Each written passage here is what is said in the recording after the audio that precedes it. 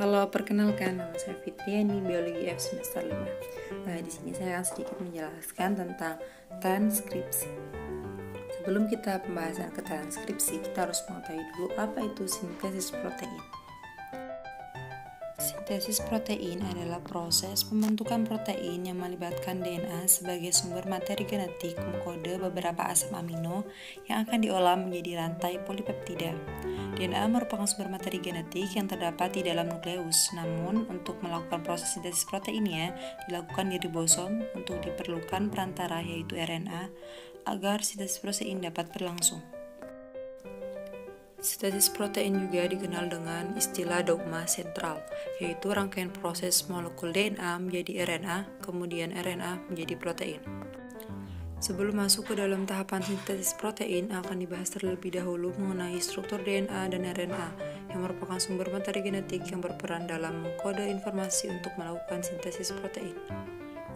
Struktur DNA dan RNA. DNA adalah kumpulan molekul nukleotida yang mengandung informasi genetik, sedangkan RNA berperan dalam penyimpanan dan penyalur informasi genetik. DNA tersusun dari gula deoksiribosa, gugus fosfat, dan basa nitrogen, sedangkan RNA tersusun dari gula ribosa, gugus fosfat, dan basa nitrogen. DNA terdiri dari 2 untaian rantai nukleotida.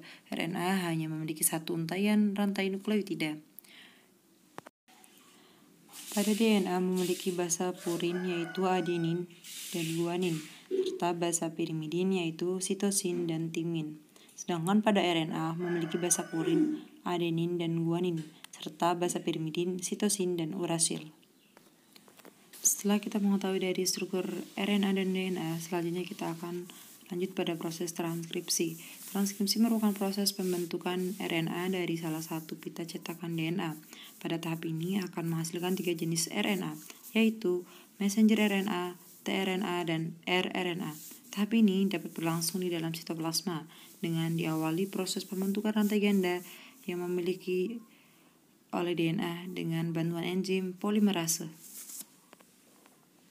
Setelah mengetahui struktur DNA dan RNA, selanjutnya kita akan mengetahui proses transkripsi.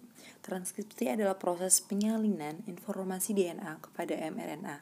Proses ini terjadi di dalam nukleus dan dikatalisasi oleh enzim RNA polimerase.